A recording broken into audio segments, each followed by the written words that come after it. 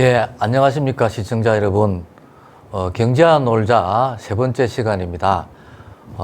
오늘은 그 급등하는 환율에 대해서 좀 살펴보고요.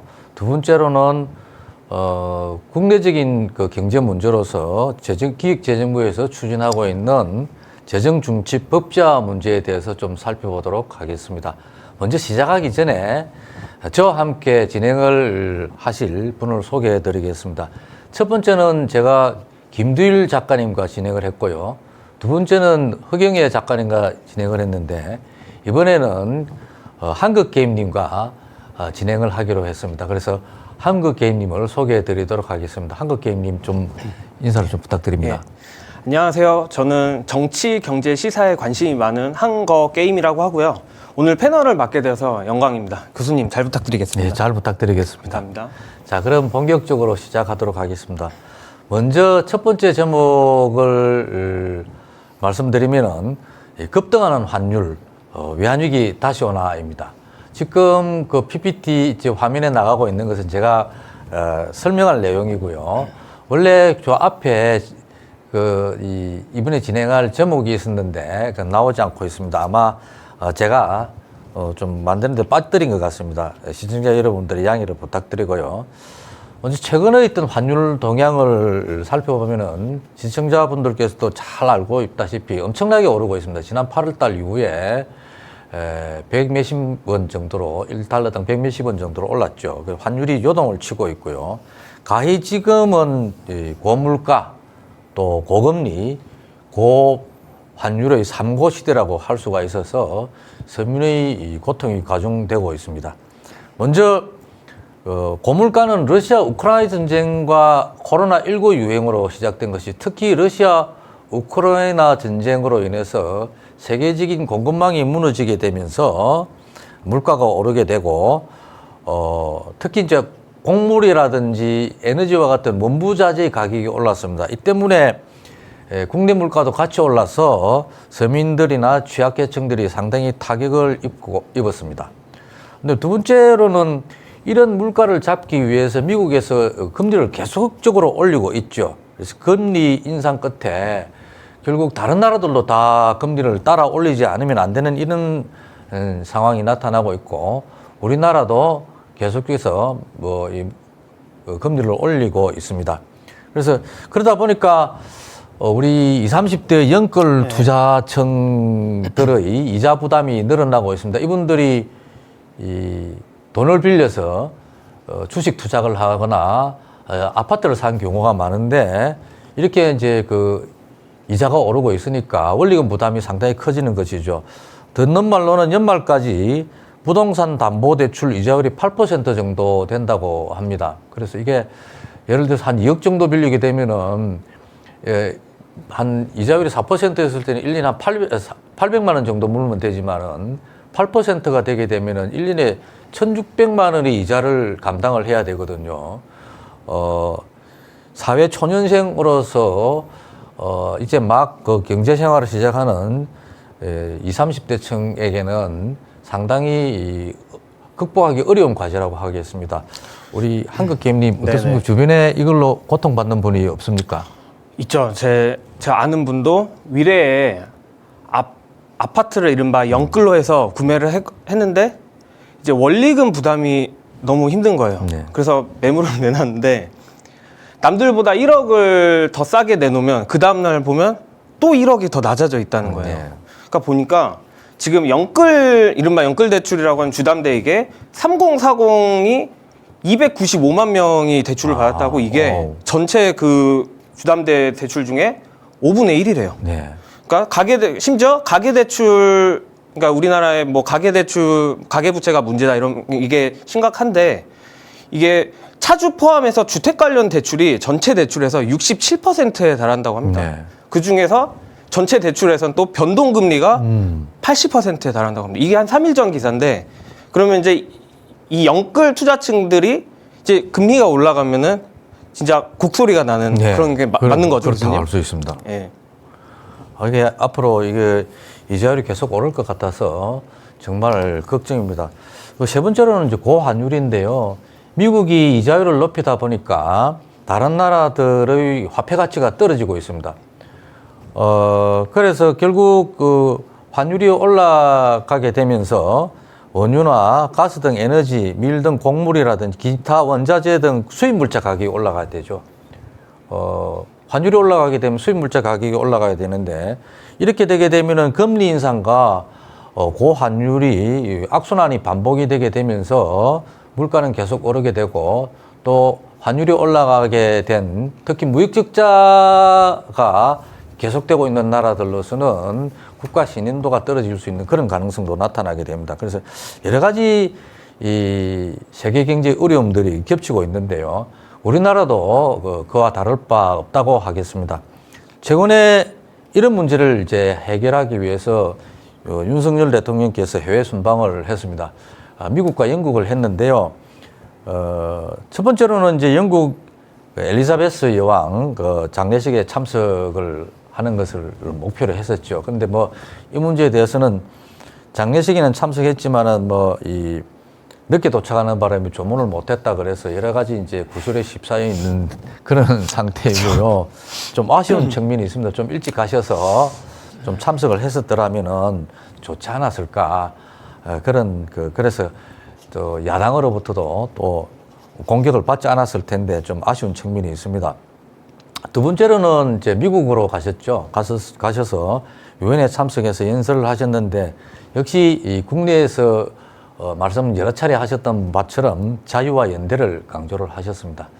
제가 생각에는 조금 아쉽습니다만은 또 평등, 이런 균형, 이런 말씀도 좀 하셨더라면은 역시 중요한 그 보편적 가치이시니까 세계적으로도 대한민국 대통령이 이 가난 나라와 부자 나라의 이런 빈부 격차 문제를 좀 시정을 하자 이런 말씀을 하셨으면은 훨씬 더 좀 이 국제적인 그 스포트라이트를 받지 않았을까 하는 그런 생각을 해보게 됩니다. 글로벌 스탠다드도 그렇게 가고 있잖아요, 예, 그렇죠?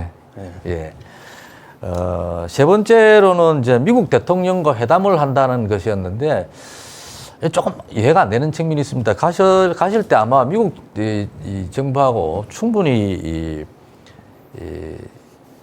논의가 안 되었던 거 아닌가 하는 이런 생각 들긴 하는데 하나는 현대자동차와 기회자동차의 문제를 좀 해결하는 것이죠. IRA라고 하는 미국에서 조세 감축법을 실시를 하고 있는데 자칫 지금 이대로 가게 되면은 현대자동차와 기아자동차가 미국에 공장도 세우고 줄 거는 다 주고 전기차 보조금 지급에서는 배제되는 그런 이 불이익을 당하게 생겼습니다. 일본 기업들은 이런 부분에서 혜택을 받는다고 하거든요. 그리고 두 번째로는 우리가 지금 환율이 심상찮게 오르고 있기 때문에 통화 스와프를 체결하고 하셨습니다. 그래서 제가 보건대 이 세 가지 중에 제일 중요한 것은 세 번째 이제 우리의 이 선결 중요한 과제 이것을 해결하러 가는 것이었는데 잘 아시다시피 지금 막말 사태 때문에 네. 혹시 들어보셨습니까? 제 입으로 말하긴 그렇지만 그리고 바이든 쪽 그런 게 있었죠. 네. 확실히 그 니은하고 비읍하고는 좀 다른데. 그쵸. 파열음이랑 니은. 어쨌든 우리 대통령께서 좀 앞으로 좀 더 조심하시지 않을까 이렇게 생각이 듭니다. 어쨌든지 간에.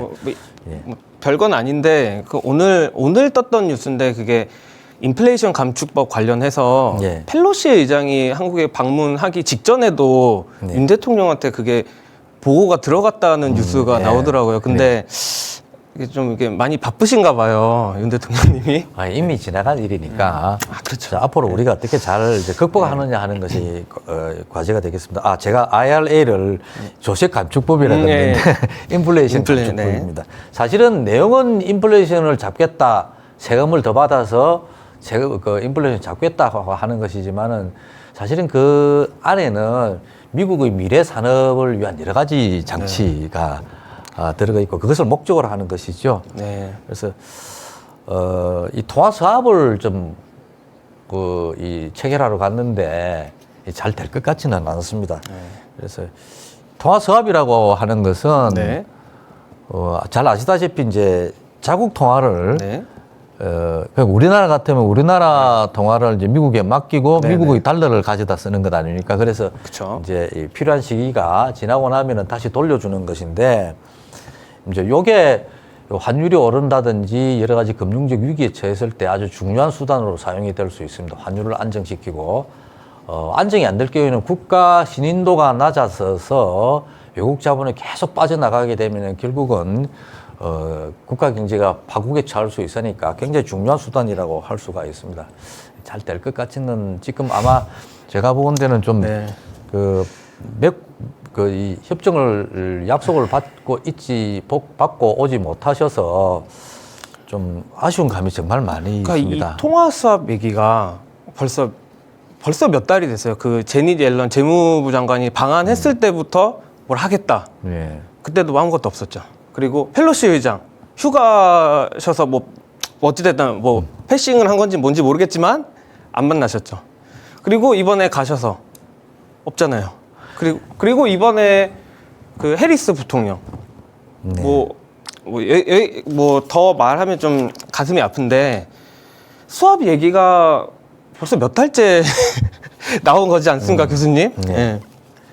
우리 한근님이 저보다 그 최근의 동향을 더 잘 아시는 것 같아요. 관심이 많아서. 예. 어쨌든 최근에 이제 우리나라 환율이 급속하게 오르게 되면서 우리나라는 지금 사실 그 외환 보유가 세계 9위입니다. 9개 나라 중에서 7개 나라가 이 아시아에 있거든요.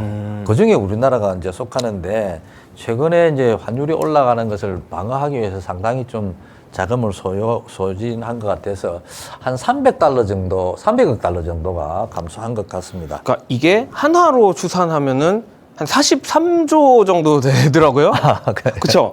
그거를 저도 뉴스를 봤는데 이제 점심 시간 때 환시장의 거래량이 좀 적을 때 네. 이른바 그 도시락 폭탄 예. 맞죠? 도시락 폭탄을 투척을 해서 환율을 억지로 좀 눌러보겠다. 맞나요? 네. 조금 그래서 지금 걱정이 커져가고 있는 것이죠. 사실 우리는 지난 한 20년간, 네. 20몇 년간 좀 큰 두 번의 어떤 경제적 그 어려움을 겪었습니다. 한 번은 잘 아시다시피 1998년에 IMF 구제금융 시기였습니다. 아시안 금융위기가 우리나라에 닥쳐서 아주 환율이 1달러당 그 당시 한 1,000원 전후로 하던 게 2,000원까지 올라갔다. 거의 2,000원 정도로 올라갔었죠. 그러니까 우리나라 화폐 가치가 절반으로 떨어져서 이것을 수습하는 과정에서 사실 이 김대중 대통령이 그때 헤지펀드 때는 조지 소로스 사실 그 투기꾼이죠. 그 만나서 이야기. 조지 소로스가 태국 바트화를 공격을 하고 네. 그 여파로 맞죠? 네, 예. 이제 그런 사람을 만나서 부탁을 해야 될 정도까지 갔고요. 그거보다는 좀 충격이 덜했습니다만은 2008년대 글로벌 금융위기 뭐 이런 트라우마들이 있습니다. 그래서 걱정이 커져가고 있는 것이죠. 그 앞서 말씀해 주신 이 우리나라가 외환 보유가 세계 9위인데 그 중에 7개 국가가 아시아 국가라고 하셨잖아요. 네. 그럼 이때 이제 IMF랑 아시아 국가들이 그때 트라우마가 있어가지고 더더욱 더 외환 보유고에 집착을 하게 된 것도 연관이 있나요? 그렇다고 할 수가 있죠. 네. 그때 뭐 그 태국의 바트화부터 인도네시아 루피아라든지 이런 거 다 네네. 공격을 받고 올라왔기 때문에 아시아에 이 중국이 제일 많이 갖고 있고요. 네네. 뭐 미국 국채를 제일 많이 사주는 나라는 지금 중국입니다. 네. 그래서 뭐 중국을 비롯해서 많은 나라들이 주로 외환 보유고를 하지만 주로 이게 지금 달러거든요. 그 외에도 뭐 IMF 포지션이나 IMF 이 SDR이라든지 특별인출권이라든지 금이라든지 다른 네. 나라 화폐도 있지만은 대부분은 다 외환 보유고는 우리나라에서는 달러라고 할 수가 있겠습니다. 달러가 가장 지금 비중이 높다고 할 수가 있죠. 그런데 뭐 이 달러 환율이 지금 올라가고 있으니까 지금 걱정이 태산 같다고 할 수가 있겠습니다. 사실 대통령께서 이제 미국 바이든 대통령을 48초를 환담을 했는데요. 이게 이제 통화 사업을 체결하지 못하니까 여기에 대해서 추경호 재경부 장관, 기획재정부 장관하고 이창용 한국은행 총재가 엄호사격에 나선 걸로 보입니다. 그래서 이 두 분의 말씀을 들어보게 되면은 통화 수합이 외환시장 안정에 도움이 되는 건 사실이지만은 지금까지는 통화 수합을 맺을 단계는 아니다. 뭐 그런 이야기를 하고 좀 더 지켜보자 이런 말씀을 이 주경호 기재부 장관이 하셨어요. 이게 9월 25일 날 KBS 1TV에서 일요일 라이브에서 이게 방송된 내용입니다. 그다음에 또 이창용 한국은행장은 그다음에 이론적으로는 아직 우리나라가 통화 사업을 맺을 단계가 아니다. 뭐 이렇게 이야기를 했는데요. 어떻게 생각하십니까? 분명 뭐 제가 아직 나이가 많지 않고 뭐 젊었을 뭐 좀 나이가 어렸을 때긴 한데 분명 제가 2019년도에 그 당시 환율이 1,100원대 초반에서 1,150원까지 올랐었던 걸로 기억을 합니다. 그러면서 언론에서 문재인 정부 1,150원 달러 원달러 환율 급등, 경제 우려 막 이런 기사를 봤던 기억이 나거든요. 근데 지금은 그때는 한 50원 올라서 경제가 우려가 됐는데 지금은 얼마죠? 1,420원, 30원을 뚫지 않았나요? 30원, 1,400, 오늘은 어떤지 모르겠어요. 어제 1,430 몇 원이었습니다. 아무리 그러니까 뭐 보수 언론, 진보 언론 뭐 자기 편 들어주는 건 알겠는데, 야 이거는 거의 10배 가량이 차이가 나는데 어떻게 이럴 수가 있나? 이제 한국은행장과 기획재정부 장관이라면 우리나라 경제를 이끌어가는 양대 축이라고 할 수가 있습니다. 그래서 이런 분들이 오히려 그 억지로 통화 사업을 맺으면은 손해를 본다. 뭐 이렇게 이야기를 하시기까지 하셨는데 그렇다면은 이 대통령이 왜 미국 간다고 통화 사업 맺으러 간다고 그렇게 떠들었는지에 대해서는 좀 잘 이해가 안 되는 측면들이 있습니다. 그럼 그렇게 한미 통화 수합이 시기상조라면은 또 국내에서는 또 한국은행하고 국민연금공단하고 통화 사업을 맺고요. 또 한국은행하고 조선사하고도 통화 사업을 맺어서 뭐 이게 뭐 몇백억 달러기는 한 3,400억 달러쯤 되나요? 하지만은 그 외환 공급을 좀 원활하게 하려고 했습니다. 그러면 외국화가 하는 건 필요 없고 국내에는 왜 그렇게 하겠느냐? 정말 필요한 시점이 아니냐라고 하는 그런 의문을 제기할 수밖에 없습니다. 이거 거꾸로 보게 되면은 결국 대통령의 방미 목적 중에 하나가 실패했다고 하는 것을 좀 우회적으로 표현한 것인데 어쨌든 앞으로 좀 잘 되어서 통화 수합을 좀 해줄 수 있으면 좋겠습니다. 그러니까 통화 수합도 지금 굉장히 시급한데, 그러니까 국민연금이랑 통화 수합을 맺었다는 말은 달러가 필요할 때 국민연금의 소유의 외국 주식을 판다는 얘기잖아요, 그렇죠? 예. 근데 그러니까 단순히 파는 걸 떠나서 이제 국민연금은 이제 공적인 기관이 연금이니까 어디에 투자를 할 때 뭔가 해지를 할 거 아니에요, 해지. 네. 그러니까 뭐 리스크 네. 방어할 거 아닙니까? 네. 그러면은 달러가 필요할 때 이제 가장 우선순위로 달러를 바꾸는 게 그런 해지 부분이 아닐까 싶은데 네. 제가 우려되는 거는 그렇게 해지 부분을 달러로 바꿔서 뺍니다. 근데 이게 세상 사는 일이 어디서 어떤 일이 터질지 모르잖아요. 그렇게 해가지고 국민연금이 손해를 보면 결국 우리가 내는 연금이잖아요, 그렇죠? 네. 우리의 손해잖아요. 이거를 지적을 안 하더니 제가 너무 예민한 건가요? 아닙니다. 저 맞는 말씀이고요. 정말 생각을 깊이 하셨는데 그런 그 우려가 있죠. 근데 네. 뭐 그런 일이 벌어지지 않을 거라고 보고 뭐 기도를 하는 거죠. 어쨌든 이렇게 이제 우리나라가 뭐 이게 삼고 시대에 이제 들어가 있는데 사실 이 우리나라만 이런 이제 고통을 겪는 건 아니고요. 우리가 뭐 좀 아직까지 현 정부가 적절하게 대처를 하지 못한 부족한 면이 있긴 있습니다만은 다른 나라들도 좀 뭐 어려움이 좀 처해 있습니다. 그래서 요즘 이걸 보게 되면은 미국이 이게 정말 자기 혼자만 살려고 하는 것 같아 하는 그런 생각을 가지게 되게 됩니다. 그래서 제가 여기 지금 그 만들어 온 자료를 한번 보시게 되면 제목이 다음과 같습니다. 나 혼자 살자. 제가 텔레비전을 잘 안 보는데 가끔 가다가 보면은 나 혼자 산다라고 하는 게 있더라고요. 예능 있죠. 네. 그리고 어느 그 신문의 이 기사 제목이 나 혼자 산다든가 뭐 하여튼 뭐 그렇게 또 나와 있어서 그걸 좀 살짝 패러디를 했습니다. 네. 그래서 나 혼자 살자. 최근의 이 미국의 입장을 보게 되면은 아무리 자기 코가 석자라 하더라도 지 혼자만 살려고 하는 것 같아요. 네. 그래서 이제 미국이 일방적으로 금리를 인상을 하게 되었고요. 이렇게 되다 보니까 미국이 금리가 인상되게 되면은 다른 나라에 있는 달러화나 외환들이 미국으로 흘러 들어갈 거 아니에요. 그렇죠. 그러다 보니까 그걸 붙잡지 않으면은 자기 나라에 문제가 발생하게 되니까 또 다른 나라들도 금리를 잇따라 올리지 않을 수 없고 결국 이렇게 지구촌 시대니까 결국 다 연결이 네, 되잖아요. 그렇죠. 결국은 이제 전체적으로 이자율이 올라가게 되니까 결국 이자 비용이 높아지게 네네. 되는 것이죠.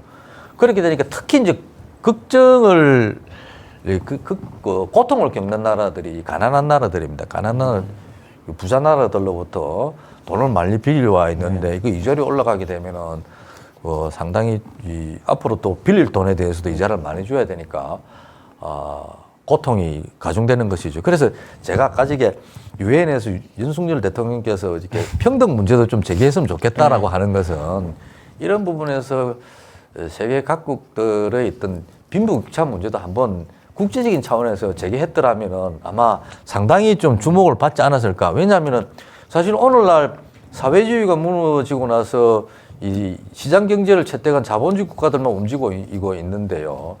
그러다 보니까 지금 세계적인 이 가난 문제, 특히 아시아의 빈국들, 특히 아프리카의 빈국들 이런 부분의 문제가 상당히 국제적인 이슈에서 사라져 버리고 말았거든요. 그래서 그 인류의 고통을 좀 함께 한다는 측면에서도 중요한 과제인데 어쨌든 이 가난한 나라들의 외채 상환 부담이 가중되었다고 하는 것이고요. 그다음에 이제 미국 유엔 나라들에서 미국으로 투자 자금이 이탈하게 되면은 결국은 극빈국들의 이 위기도 오게 되고 세계 경기가 악화되는 것이죠. 그리고 이제 이런 달러와 강세가 지속되게 되면은 환율 인상, 다시 수입물 가격, 수입품 가격의 인상 이렇게 해서 물가 인상이 이제 반복되는 악순환이 반복되는 이런 인상이 올 수 있습니다. 이 부분에 교수님 대해서 혹시 제가 그러니까 네. 이 원 달러 환율이 오르면 물가가 상승하는 이유가 그러니까 제가 이해한 게 맞는지 한번 확인을 하겠습니다. 네. 우리나라는 무역 의존도가 높고, 그러니까 네. 우리나라에서 자급자족되는 재화는 아마 쌀밖에 없는 걸로 압니다, 제가. 근데 결국 수입을 해야 되는데 네. 그 외국에다가 원을 줄 수는 없잖아요, 그렇죠? 네. 달러를 줘야 되잖아요. 달러 근데 주죠. 그 전에 달러에 1,000원에 1달러 하던 게 1,500원에 1달러가 되고 그렇게 해가지고 이제 우리가 내야 될 돈이 많아지기 때문에 물가가 상승한다는 게 제가 이해한 게 맞나요, 교수님? 네. 조금만 더 말씀드리면은 1달러치 사오는데 1,000원 주고 사왔는데 1달러치는 1,500원 주고 사오니까 많이 지불을 한 거 아잖아요. 우리나라 돈으로. 그럼 많이 지불한 우리나라들의 수입업자들이 그것을 가지고 예를 들어 수입업자가 제조업자라고 칩시다. 그럼 그 제조업자들 물건을 만들게 되면 이걸 남기려면 1달러당 1,500원 주고 사왔으니까 1달러당 그만큼 더 올리겠죠. 1,700원에 만들어 팔거나 1,800원에 만들어 2,000원에 팔아야 될 거 아닙니까? 그러니까 물가가 올라갈 수밖에 없는 것이죠. 예. 네, 그렇다고 할 수가 있겠습니다. 아주 질문이 너무 예리하셔서 상당히 제가 긴장할 수밖에 없습니다. 혹시 금방 대답 못하면은 저 교수 저 이상한 사람 아닙니다. 그렇습니다. 질문해 주십시오. 예. 그러한 측면들이 있고요. 예, 이처럼 이제 그 환율이 계속해서 올라가고 있는데 환율은 사실 경제 여러 부분에 이제 영향을 미치게 됩니다. 그 중에서 우리 관심사인 수출에도 아주 심대한 영향을 미치죠. 환율 변동은 뭐 수출과 수입의 있던 그 변화에 직접적으로 영향을 미친다고 할 수가 있겠습니다. 그래서 요거에 대해서 요 교양 프로그램이니까 환율의 결정 원리를 뭐 그래프를 그려서 하기에는 시간이 너무 걸리고요. 수출에 미치는 영향을 좀 간단하게 우리 시청자 여러분들께서 잘 알고 계시는 분도 많으리라 생각되지만 간단하게 그 원리를 좀 말씀을 드리도록 이렇게 하겠습니다. 이 환율과 화폐 가치에 대해서 좀 이렇게 먼저 말씀을 드리고 이것이 수출에 미치는 영향을 말씀드릴 텐데 먼저 이 화폐 가치는 바로 그 상품이다, 상품의 가격이라고 하는 이렇게 딱 일치시켜서 생각을 하시면 됩니다. 다시 말해서 화폐 가치가 올라가게 되면요, 그 나라의 상품 가격도 올라가게 됩니다. 또 화폐 가치가 떨어지게 되면은 그 나라의 상품 가격도 떨어집니다. 이게 왜 그런가 하면은 원래 화폐라고 하는 것은 상품의 일종이었거든요. 그래서 화폐를 금이라고 생각해 보십시오. 그러면은 그 금은 여러 가지 상품 중에 하나지 않습니까? 그래서 여러 상품 중에 하나가 화폐라고 생각을 하시면은 무리가 없을 거라고 생각합니다. 그래서 요 그림을 보시요 제가 그려놓은 이 그림이니까 설명 자료를 보시게 되면은 1달러당 예를 들어서 1,000원일 경우에는 국제 시장에서는 우리 원화를 기준으로 해서 팔리는 게 아니라 달러를 기준으로 해서 팔리잖아요. 그래서 1달러당 1,000원일 때는 우리나라가 1원짜리 상품을 판다고 할 때 국제 시장에서는 1000분의 1달러로 표시가 됩니다. 근데 이게 이때 1달러가 환율이 올라서 1,500원이 됐다 하게 되면은 국제 시장에서는 1원짜리 상품이 1,500분의 1달러가 되게 되겠죠. 그러니까 결국은 1000분의 1달러보다는 1,500분의 1달러가 싸죠. 그러니까 환율 인상이 이루어지게 되면은 우리나라 상품의 가격이 싸지게 됩니다. 그리고 싸지게 되면 수출이 늘어나는 거겠죠. 가격 경쟁력에서 어떤 향상이라기보다 어떤 좀 이익을 가격 보게 된다는 경쟁력이 거죠? 네. 세진다, 강화된다고 할 수가 있겠습니다. 그래서 대체로 제조업을 하시는 분들은 환율이 올라가는 것을 좋아하죠. 그러면은 같은 1달러치 팔아가지고 예전에 1,000원 받았던 걸 1,500원 받으니까 이익이 되지 않습니까?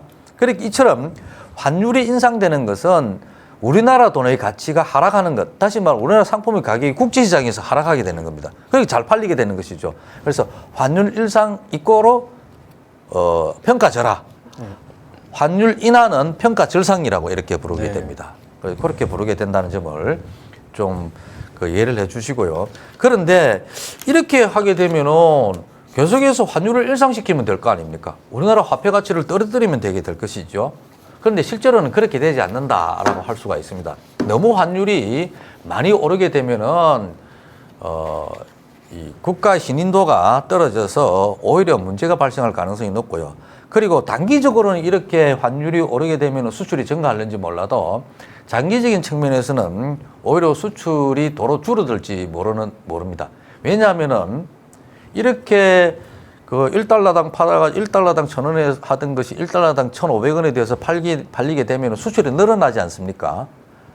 네. 실제로 우리가 IMF 때 98년도에 IMF가 네. 가지고 1달러당 2,000원까지 갔거든요. 네. 그때 그 다음 해에 보게 되면 수출이 엄청나게 늘었어요. 네. 이렇게 수출이 느는 건 사실인데 장기적으로 보게 되면은 결국 그걸 수출이 늘면은 그 달러를 받아와 가지고 국내에 있는 이 수출업자들이 그냥 가지고 있는 게 아니라 돈을 바꾸지 않겠습니까? 원화로 바꾸겠죠. 그럼 통화량이 늘어나요. 통화량이 늘어나게 되면은 물가가 오르거든요. 그 물가가 오르게 되면 임금이 오른다든지 도세 협상에 의해서 임금이 오르겠죠. 그래서 각종 물가가 오르게 되면서 다시 상품 가격이 오르게 되는 겁니다. 그러면 다시 이제 수출이 예전보다 늘지 않게 되는 것이죠. 그래서 교수님, 근데 여기 교수님이 말씀해 주신 것처럼 고환율 상태에서는 이제 수출이 잘 되는데, 근데 신기하게 지금 요즘에는 1,400원을 넘었잖아요. 네. 근데 경제지를 보면은 지금 무슨 대중무역은 30년 만에 적자, 그리고 무슨 뭐 6개월 연속, 몇 개월 연속 적자, 막 이런 뉴스가 나오거든요. 네. 혹시 그러면은 여기 이제 환율이 올랐을 때 수출이 잘 된다는 법칙에서도 좀 벗어난 것 같은데. 벗어난 것이라고 할 수가 없습니다. 예? 왜냐하면은 요거는 이제 그 환율과 수출만의 관계를 본 것이죠. 실제로 나머지 조건은 다 일정하다고 이렇게 경제학에서 시테리스 페리버스라 하는데, 다른 조건으로는 다 일정할 때 환율과 수출 간의 관계를 본 것이고요. 근데 그 지금 무역 적자가 나는 것은 여기에다가 이제 글로벌 금융 공급망이 무너져 가지고 원자재 가격이나 원유 가격이 올랐기 때문 아닙니까? 곡물 가격이 올라서 나타나는 현상에서, 그러니까 그러다 보니까 이제 우리 생산비가 높아지게 되고 대중 수출이 줄어든다든지 또는 뭐 이런 여러 가지 요인 때문에 무역 적자가 나고 있는 것이라 할 수 있습니다. 그 부분부터는 이제 완전히 경제 영역이라기보다는 외교, 정치가 조금 해결해 줘야 되는 영역이라고 생각해도 될까요? 뭐 정치나 외교도 네. 중요합니다. 그럼 물론 그렇게 해야 되겠죠. 네. 근데 이제 여기 기본적으로는 우리나라 정부의 경제 정책이 굉장히 중요한 비중을 차지한다고 네. 할 수가 있습니다. 그렇죠. 경제 정책을 어떤 방향으로 써서 네, 네. 경쟁력을 강화시키는 게 있느냐 하는 게 굉장히 중요한 과제가 된다고 하겠습니다. 그렇습니다. 뭐 하여튼 그렇게 이해를 하시면 되겠고, 이제 환율의 변동 추세를 볼 차례입니다. 그래서 환율이 언제부터 올랐느냐 하는 것을 좀 볼 필요가 있는 것이죠. 그래서 이것은 제가 2018년 1월 달부터 올 2022년 8월까지의 환율, 그러니까 1달러당의 원화 환율의 그 그림을 통계청에 찾아서 그래프를 그려 놓은 것입니다. 그래서 이걸 보시게 되면은,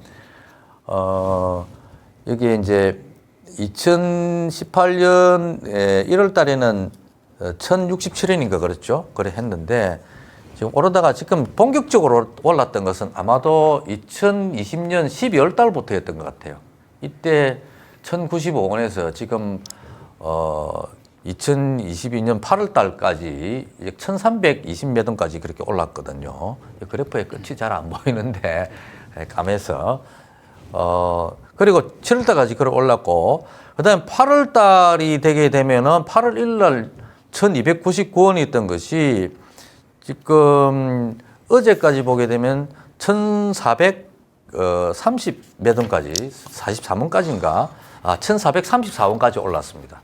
그러니까 8월달 이후에 아주 급등을 한 것이죠.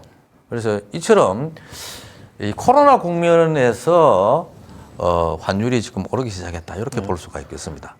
이게 1,400원이, 그러니까 이건 이제 고시 환율이잖아요. 네. 실제로 이제 그 수출업자들, 그 무역 필드에서 일하는 사람들은 이제 외화를 살 때 내지는 보낼 때는 그렇죠. 더 내잖아요. 네. 그러니까 이미 8월 달부터 1,400원을 실제로 체감하는 사람들은 1,400원 환율이 1,400원이 넘었다는 거거든요. 네. 이거는 지금 보여드린 것은 기준 환율입니다. 소위 말하면 환전상이 돈 바꿔주면서 그 논팔아 장사합니까? 그쵸. 저 남기고 팔아야 될 거 아니에요. 네. 그러니까 자기가 살 때는 싸게 사고 비싸게 팔 때는 좀 비싸게 받는 것이죠. 모든 그 상업의 원리가 그런 거 아니겠습니까? 그러니까 이미 한 달 전부터 네. 필드에 있는 사람들은 네. 원달러 환율하면 네. 그냥 1,400원 이랬다는 거잖아요. 네. 사실은. 예. 그래서 하여튼 이렇게 이제 환율이 오르고 있는데요. 지금 그 환율의 변화를 지난 8월 1일부터 어제까지입니다. 지금 오늘이 9월 30일이니까 9월 29일까지 이렇게 보게 되면은 8월 달에 한국의 우리나라 돈은 1299원에서 어제 1434원, 오늘 조금 떨어진 것 같은지 모르겠습니다. 네. 하여튼 1430원대는 유지하고 있던 것 같은데, 저 수치는 어제 아침 한 10시경에 본 수치였습니다. 그 다음에 일본의 엔화는 134원에서 144원으로 이렇게 전부 다 환율이 다 올랐죠. 근데 여러분들 저렇게 노란색으로 표시되어 있는 유로화와 달러는 저거는 유로화의 그 환율입니다. 그래서 8월 1일에는 1유로가 1.02달러였어요. 그러니까 유로와 파운드는 이렇게 원화나 엔화나 위안화가 표시되는 방법하고 좀 달라요. 이 원화나 엔화나 위안화는 1달러당 얼마 이렇게 나오지만은 유로화나 파운드화는 1유로당 몇 달러, 영국 1파운드당 몇 달러 이렇게 표시가 되게 됩니다. 네. 그래서 결국은 1달러에 1.02달러 하던 것이 지금 1유로에 1유로를 주면 1.02달러 받던 것이 지금 0.97달러밖에 못 받게 되는 것이죠. 이렇게 해서 유로나 파운드도 지금 다 떨어지고 있는데 이 이포에서 좀 눈에 띄는 게 아니에요. 사실은 표시를 안 해놨는데 맨 마지막에는 러시아 루블을 보십시오. 지금 8월 1일에 62.3달러였는데 9월 29일 날 어제 57.9달러였거든요. 그 루블화는 오히려 강세를 보이고 있습니다. 이런 걸로 봐서 참 걱정입니다. 러시아 우크라이나 전쟁이 쉽게 끝날지가 않습니다. 끝날지가 않고요. 또 러시아는 또 사실 2차 세계대전에서 독일하고 싸우면서 선진국에 들어가지 않습니까? 이 푸틴을 제가 옹호하는 건 아니고 하여튼 그러니까 여러 가지로 시장은 네. 그러니까 늘 주식 시장도 그렇고 시장은 아는 것 같아요. 네. 좀 누가 좀 뭐 승리라고는 못하겠지만 네. 좀 유리한지 예. 좀 그게 좀 있는 것 같습니다, 교수님. 네. 어쨌든 러시아 환율이 상대적으로 좀 그 강세를 보이는 게 오히려 좀 그 눈에 띈다고 볼 수 있겠고요. 어쨌든 이처럼 지금 킹 달러라고 하지 않습니까? 왕 달러 이렇게 그러니까 이제 달러만 유일하게 이제 강세를 보이고 있는 그런 형국이라고 할 수가 있겠습니다. 그 다음에 제가 한번 이 자료를 한번 보시게 되면은 달러 기준 주요 통화가치 하락률이에요. 그래서 8월 달부터 9월 달까지 급속하게 각국 환율이 올랐는데 지난 1월 달, 올 1월 달 3일 날에 이제 외환시장이 열렸거든요. 왜냐하면 1월 1일 월요일이었습니다. 네네. 그래서 1일이었죠. 1일. 네. 그래서 1월 3일 날이 월요일로서 시장이 개장됐는데 이 2022년 올 1월 3일에 비해서 9월 29일까지 우리나라 돈 가치가 무려 20%나 줄어들었습니다. 네. 그러니까 많이 줄어들었죠. 근데 일본은 더 줄어들었어요. 네. 이제 25% 줄어들고 중국은 13% 줄어들고 유로화는 96% 줄어들고 파운드화 이거 제가 계산을 하면서 네. 몇 번이나 그 제 눈을 의심을 하고 계산을 다시 해보고 제가 3번을 해봤거든요. 3번, 4번 해봤는 거예요. 40% 혹시 내 계산기가 고장이 났나? 잘못했나 이랬는데 무려 46.9%로 이렇게 많이 떨어졌습니다. 영국이 상당히 곤혹스러울 것 같은데 지금 이거 말씀드리면서 내가 실수하는 거 아닌지 싶어서 다시 이거 맞추고 나면 다시 한번 계산해 봐야겠습니다. 어쨌든 이처럼 각국의 환율이 오르고 있고 아시아에서는 이렇게 일본의 환율이 이렇게 오르면서 가치가 떨어지고 있어서 아시아 금융위기가 오는 거 아니냐는 그런 우려도 이렇게 있는 형국이라고 할 수가 있겠습니다. 그 때문에 사실은 이렇게 환율이 오르니까 이 외환시장에서 환율이 더 오르는 것을 막기 위해 가지고 아마 한국은행에서 개입을 한 것 같은데요. 그래서 외환 보유고가 한 300억 달러 줄어들었다고 말씀을 드렸는데 2021년 그러니까 작년 연말이었습니다. 이때까지 4,600억 달러까지 4,631억 달러까지 됐거든요. 그러다가 조금씩 줄어들다가 지금 지난달 말에는 약 4,364억 달러까지 약 한 300억 달러가 줄어들고 있어서 아직까지 우리가 세계 9위 외환 보유국으로서 돈은 뭐 4,몇백억 달러 가지고 있습니다만은 이거 한 2달 동안에 한 300억 달러 정도 날아가고 나니까 좀 정말로 좀 걱정이 되기는 되고 있는 그런 28일 날에 이제 김성우 기재부 국제경제관리관이라는 분이 네. 이제 외환 보유고가 이렇게 계속 털리고 있다. 네. 어떡하냐 이랬더니 또 좀 어떤 말씀을 하셨냐면 우리 4천억 달러 쓸 수 있다. 네. 이럴 때 쓰라고 있는 거다. 네. 그거 보고 참 뭐 틀린 말은 아닌데 틀린 말은 아니죠.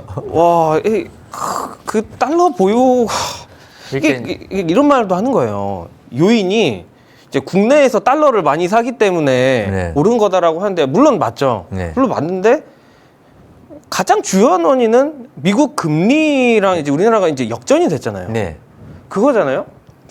그러면은 미국 금리랑 이제 역전이 됐기 때문에 이제 우리나라 뭐 대외 요인이든 우리나라 네. 국내 요인이든 네. 계속 네. 달러를 사재기를 하는 건데 네. 우리나라 국내 요인이고 우리 4천억 달러 쓸 수 있다. 네. 이렇게 말하는 걸 보고 참 되게 좀 대책이 없다라는 결국 그냥 돈 쓰겠다는 얘기잖아요.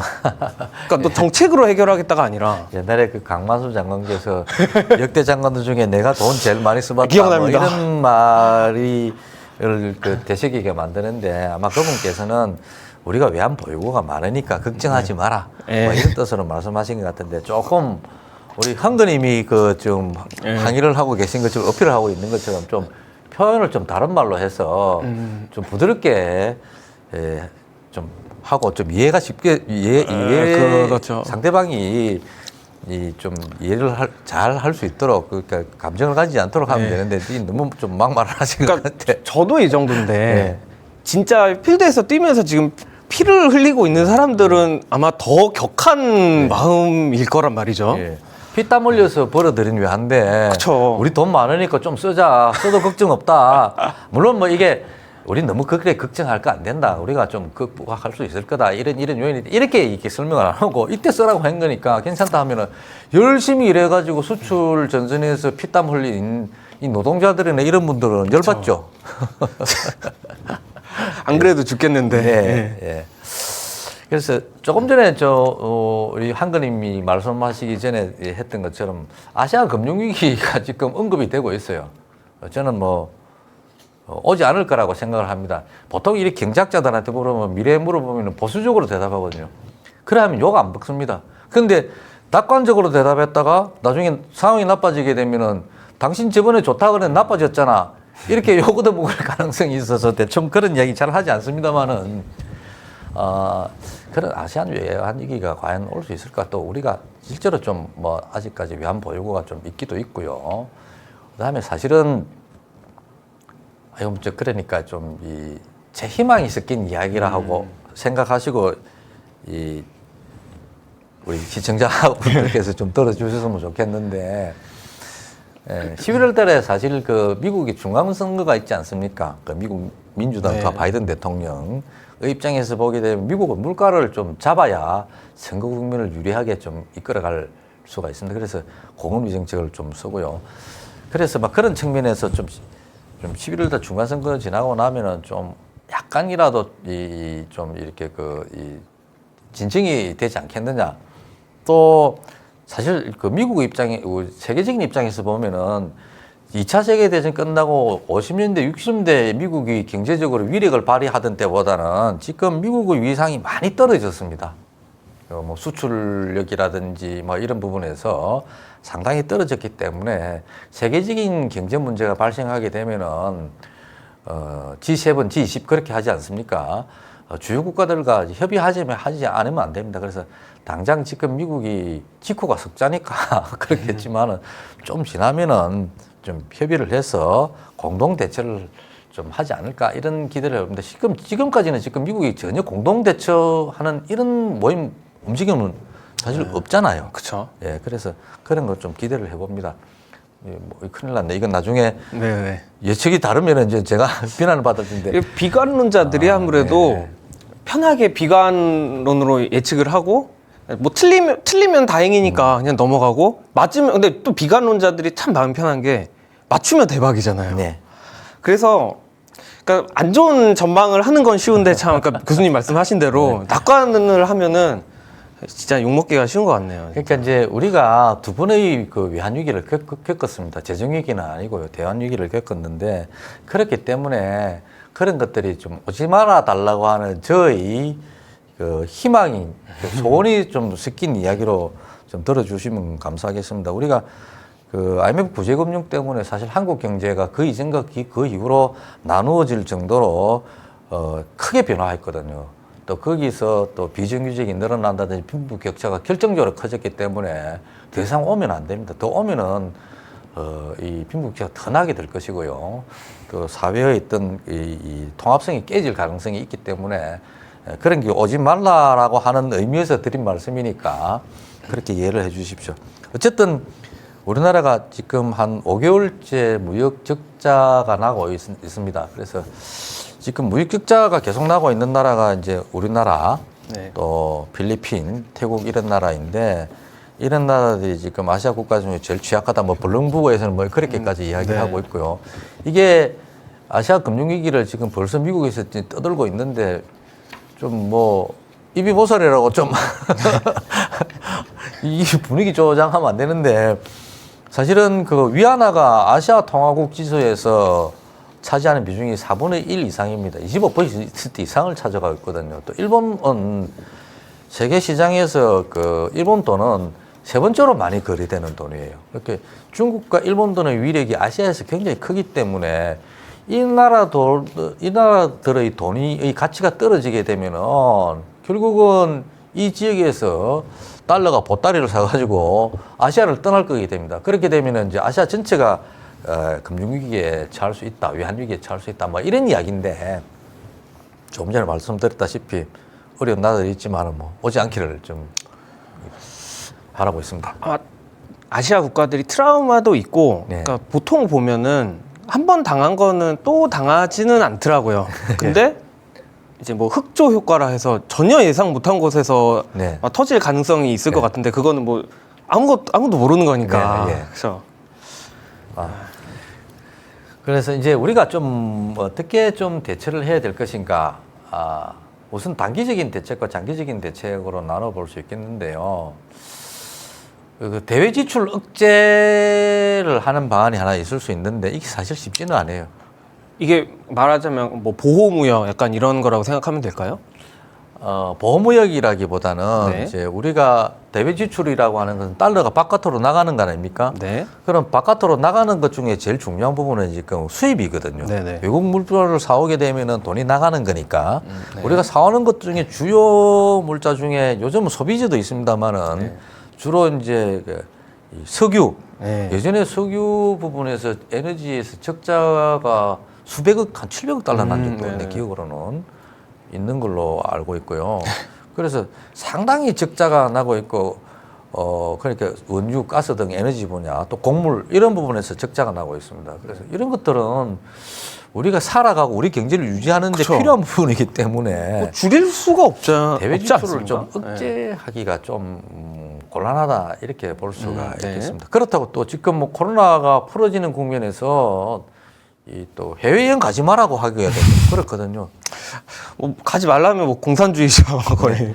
사실 우리가 이제 이 무역 여행 수지 적자가 상당히 많이 나고 있습니다. 코로나 이전에 심지어는 한 150억 달러 정도 난 적도 있거든요.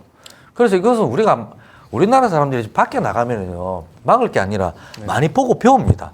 특히 저는 대학생들이나 젊은 분들이 밖에 나가는 거는 권장을 하고 있고 저도 수업 시간에 학생들 보고 제발 혼자 가지는 말고 가지 말라는데 가지 말고 그래서 배낭여행이라도 해보라고 이야기하거든요. 아는 것만큼 배운다, 보는 것만큼 배운다고 맞아요. 생각을 하고 있습니다. 그래서 이게 그러면 여행 수지 같은 경우에는 우리가 외국인들을 불러들일 수 있는 네. 이런 그 관광 산업을 발전시켜야 되는 것이죠. 그런 부분에서 우리나라는 너무 취약하다고 할 수 있습니다. 어쨌든 간에 대외 지출을 억제하는 것도 쉽지 않고요. 그래서 통화 사업이라고 하는 걸 맺어야 되는데 사실 이번에 이제 사실 대통령께서 가셔가지고 아직 뜻을 이루지는 못했습니다. 근데 이제 문제는 얼마 전에 조선일보에서 예. 뭐 좀 이상한 이야기를 하더라고요. 혹시 보셨습니까? 저는 한국경제에서 봤는데, 네. 그러니까 제목도 똑같아요. 한미 통화 사업이 만능이 아니다 하면서 지금 부족한 통상의 외환 시장은 현물 환 시장이고 네. 통화 사업을 해서 들어오는 달러는 외화 자금 시장이다. 그러니까 지금의 환의 해지를 위한 그 시장이다. 그래서 심리를 그러니까 단기간에 심리를 안정시키는 데는 도움이 될지는 모르나 뭐 장기간에는 뭐 도움이 안 된다 이런 요지였어요. 뭐 이론적으로 맞는 것 같아요. 그래서 이제 제가 또 찾아봤는데, 근데 웃긴 거는 2008년 그 리먼 브라더스 사태 때 2008년 10월 30일 통화 사업을 체결했습니다. 네. 근데 전날보다 177원이 떨어져가지고 1,250원에 마감을 했어요. 네. 그리고 코스피도 올랐고요. 네. 그리고 2020년 코로나 사태 초기죠. 3월 19일 통화 사업 체결 후에 39원 20전이 떨어졌어요. 네. 그래서 1,246원 50전에 마감을 했는데 어찌 됐던 내려가잖아요. 네. 그러니까 지금 당장 급한 불을 일단 끄는 게 먼저라고 보는데, 그러니까 뭐 장기적으로는 뭐 효과가 없을지는 몰라도, 근데 당장에 지금 통화 사업을 해가지고 급한 불을 끄는 게 먼저인데 이런 기사를 쓰는 거는 뭐 아니라고 믿고 싶지만 뭔가 그 보호를 하고 우리 윤 대통령님을 보호를 하고 어떻게 좀 뭐 면죄부를 주려고 하는 게 아닌가라는 의심이 강하게 들거든요. 그런 측면이 좀 있지 않을까 싶은데 어쨌든 통화 사업을 맺으면은 우리나라는 어디하고 미국 FRB하고 네. 맺지 않습니까? 네. 한국은행이 맺는 거거든요. 그러면 미국의 달러가 들어오면 한국은행이 그걸 그냥 가지고 있겠습니까? 환율 올라가는 거를 막기 위해 가지고 그거를 시장에 개입을 할 거거든요. 네. 그럼 당연히 이제 영향이 있다고 봐야죠. 그거 없다고 하는 것은 실제 숫자로 나오잖아요. 네, 네. 데이터를. 하여튼 언론에서 왜 그런 걸 했는지 잘 모르겠습니다만은 어쨌든 그래서 이게 통화 수합 문제 때문에 이제 하냐 마냐 도대체 하는 거냐 마냐 이제 논란이 증폭이 되고 있는데요. 저는 좀 이렇게 생각합니다. 이 청와대에 계시는 분이 좀 대통령이 말씀드려서 좀 이렇게 과대 포장이나 선전을 좀 안 하셨으면 좋겠어요. 우리 국민들은요, 우리 백성들은 나라의 지도자가 묵묵하게 일하라고 별로 말을 하지 않아도 모를 것 같지만 다 압니다. 그렇죠. 그런데 이제 너무 앞서서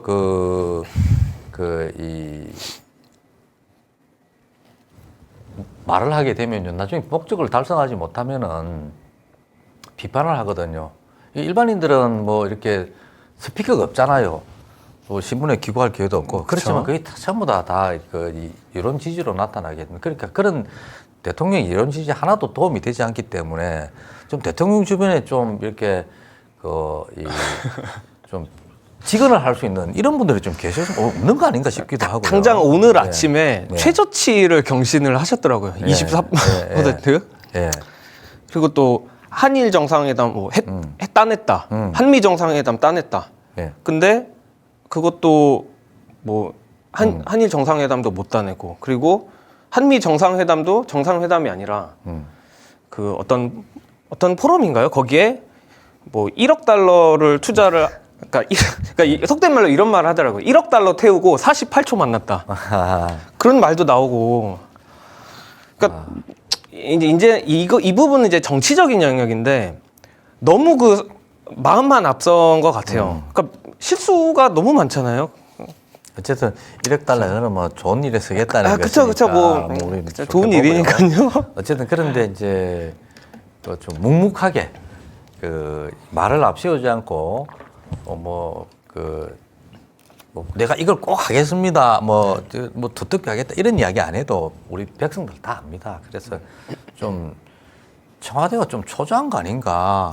그러니까 앞으로도 많은 세월이 남아 있는데 좀 묵묵하게 좀 일을 하시는 모습을 보여주면 좋겠다 하는 그런 말. 청와대에서 볼 리는 없겠지만은 그렇게 한번 들어보고요. 어쨌든 좀 논란이 증폭되는 건 또 기재부 장관하고 하는 총재가 좀 말이 다르기도 합니다. 기재부 장관은 기획재정부 장관은 유동성 공급 작동이 위기가 오면 곧바로 작동할 거다 뭐 이렇게 했는데 한국은행 총재는 그때 오면 논의를 시작할 수 있다 이러니까 야 이게 양대 수장이 말에 다르니까 이게 하는 거냐 마는 거냐 뭐 이렇게 되고 있는 것이죠. 그래서 학계에서는 지금 4천억 달러가 있긴 있는데 좀 조심해야 된다 그래도 그쵸. 그런 이야기를 하고 있고 결국은 다른 어떤 학자께서는 이런 이야기를 하셨어요. 현재로서는 통화 수합밖에 없다. 그래서 통화 사업을 맺는 것은 결국 외교력이고 정치력 아니겠느냐. 그래서 외교적 정치적 문제로 풀어야 한다. 그걸 또 기대한다. 앞으로 좀 잘해서 좀 풀어달라. 뭐 그런 이야기를 뜻으로 말씀을 하시는 것을 제가 읽은 적이 있습니다. 그래서 이번에는 비록 외교 정책에서 미국 가서 큰 성과를 얻지는 못했지만은 더 이상 어떤 위기가 오지 않도록 좀 정부 당국에서 좀 치밀하게 준비를 해서 좀 이 대처를 해줬으면 좋겠다고 하는 거고요. 간절하네요. 예. 솔직히 기대는 안 됐는데 간절합니다, 진짜로. 그러니까 국민으로서 더 오면 큰일 납니다. 이거 더 오면 안 되고요. 그다음 장기적인 대책입니다. 장기적인 대책은 결국 우리가 후위에 외환 보유고를 가지고 있지만은 그래도 앞으로 더 많이 가져야겠죠. 그래 더 많이 가져야 이런 어떻게 세상이 앞으로 변할지 모르는데 뭐랄까 환율이 오른 고환율에 대해서 이렇게 우리가 좀 노심초사하지 않을 수 있지 않겠습니까? 국제 경쟁력을 강화시키는 것이 가장 중요한 과제라고 이렇게 하겠고요. 그것은 결국은 국제 경쟁력 강화시키는 것은 우리 기업의 국제 경쟁력이 강화되어 수출을 하는 것 아니겠습니까? 그래서 외환 보유고를 축적하는 것인데요. 그래서 이 외화 확대의 가장 기본적인 전략은 수출이다. 우리가 외국 자본이 들어와도 됩니다. 우리나라 투자하기 위해서 들어와도 되는데 이런 외국인 투자는 우리 상황이 나쁘면 보따리 싸가 다 떠나거든요. 결국 또 지분을 주는 거잖아요. 네. 또. 그린필드 투자라고 하는 산업 투자를 하면은 조금 낫긴 합니다만은 네. 뭐 이 나라 못 믿겠다 하면 다 보따리 사가지고 다 팔고 갑니다. 그래서 맞아요. 역시 우리가 가지고 있는 수출 경쟁력을 확보하는 것이 중요한데 여기에 대해서 조금 제가 좀 부연 설명을 말씀드리자면은 이를 위해서 가장 중요한 대책이 중소기업의 경쟁력 강화라고 할 수가 있겠습니다. 이 뜬금없이 왜 중소기업 경쟁력이냐 이렇게 그 생각을 하실 수가 있는데요. 지금 우리나라 수출에서 중소기업이 차지하는 비중이 중소기업이 바로 수출한 겁니다. 작년에 2021년에 34.5%인가? 네. 35.4%가 한 그 정도 됩니다. 그러니까 한 3분의 1 넘죠. 그렇지만 실제로 중소기업이 수출에 기여하는 정도는 이것보다 훨씬 높다고 할 수 있습니다. 예를 들어서 그 현대자동차나 현대조선이나 삼성전자의 수출을 상당히 많이 했다고 칩시다. 그러면 거기 들어가는 소재나 부품은 자 어디서 만들어낸 겁니까?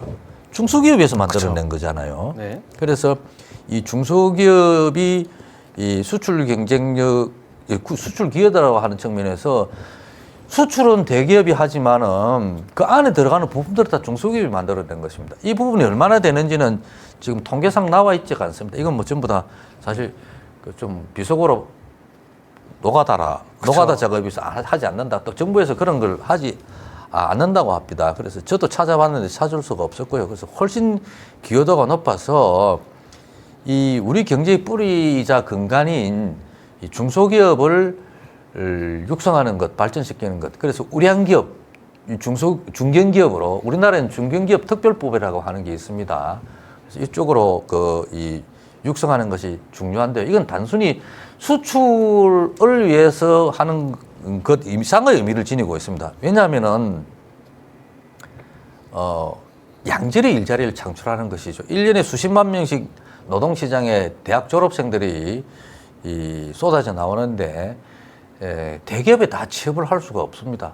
그러면은 결국은 이 초기에 노동시장 투입되어 취업의 기회를 가지지 못하는 젊은이들은 결국은 상당히 실망을 하게 돼서 나중에 노동시장에 참여하지 않게 되거든요. 그래서 이게 전문용어로 노동시장에 참여하지 않는다지만 사실은 뭐 구직 포기하고 그냥 사는 거예요. 그래서 그런 일을 막기 위해서라도 이 중소기업을 중견기업을 키워서 양질의 일자리를 만들어내야 됩니다. 그래서 좋은 일자리를 창출한다고 하는 의미에서 굉장히 중요하고요. 예전에 이런 문제 때문에 그 종군 위안부 문제입니까? 뭐 이 문제 때문에 일본이 우리나라를 자기들의 그 화이트리스트에서 제거했잖아요. 이런 거 중소기업의 경쟁력에서 사실 이제 우리는 일본의 공격에 의해서도 쉽게 무너지지 않을 정도까지는 왔지만은 그러나 최고의 경쟁력을 가지고 있는 게 이제 일본이니까 일본이 우리에게 대해서 이런 부당하게 공격을 한 것이죠. 그래서 우리가 이런 부당한 공격을 받는다든지 하는 이런 것에서도 우리가 벗어나기 위해서라도 중소기업의 경쟁력을 강화시키는 것이 바로 수출 경쟁력을 강화시키는 것이고 우리 대기업 경쟁력 강화의 기반이라고 이렇게 이야기를 할 수가 있겠습니다. 단순히 중소기업뿐만이 아니라 네.